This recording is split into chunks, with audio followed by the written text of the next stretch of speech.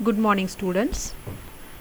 In continuation with the topic plant tissue culture, today we are going to discuss the remaining part from the topic plant tissue culture.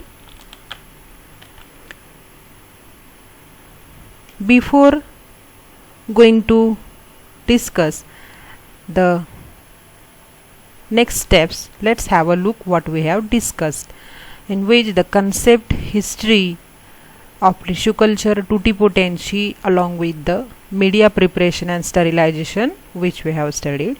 And today we are going to focus on the inoculation, incubation, subculture and the hardening.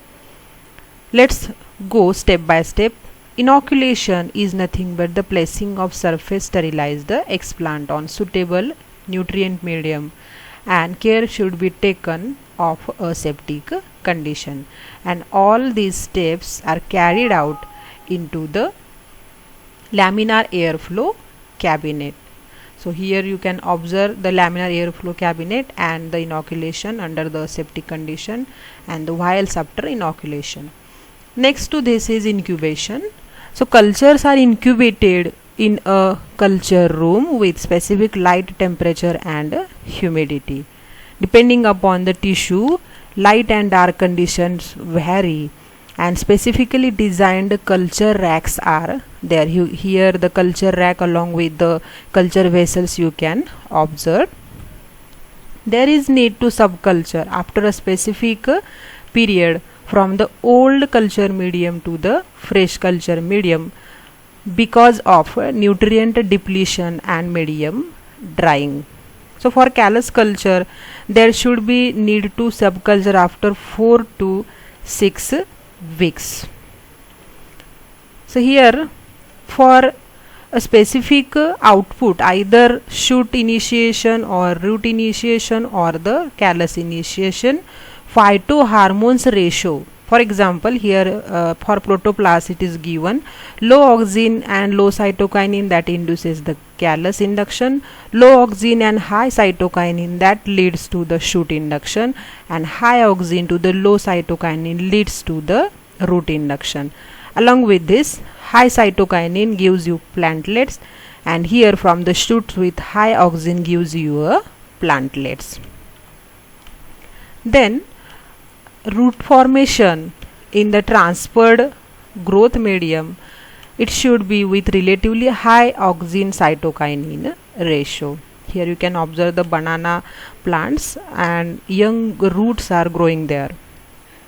Sometimes this agar is replaced by paper boat or filter paper dipped in a liquid medium, and it can reduce the cost of multiplication.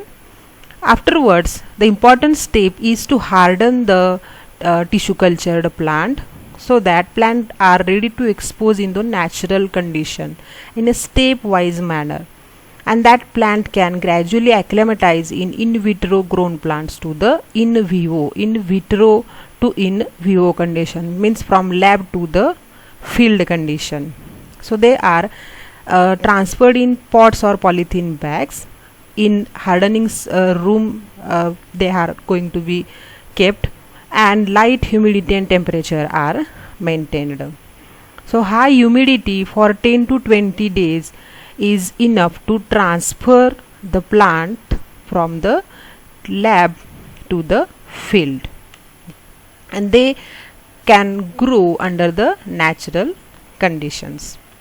Here you can observe this hardened plant. From lab it is in hardening chamber and then it is transferred into the field.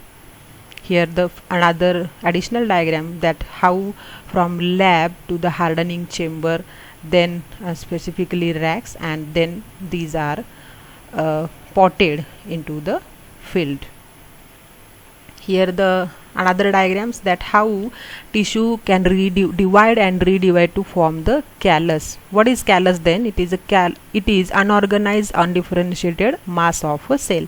So right from this callus, by differing the media composition of oxygen and cytokinin, that leads to the shoot as well as the root induction. Important is the factors affecting tissue culture, because it depends upon number of components in which include the genetic makeup, source, nutrients, and the environmental factors like light, temperature, oxygen, and CO2 concentrations. In which genetic makeup of plant is a decisive factor. For example, if the plant is monocot or dicot, and at what temperature it is grown. So genetic makeup must be considered, and source of explant, either young or old explant we are using, or type of explant we are using, right from the leaf to the stem, or it may be root or the meristem. Generally the young tissues which are less differentiated and that are better for the tissue cultural good output. This is all about the remaining steps of tissue culture that we have studied in today's lecture, which includes inoculation, incubation, and the hardening. In next lecture we go for the applications of tissue culture. Thank you.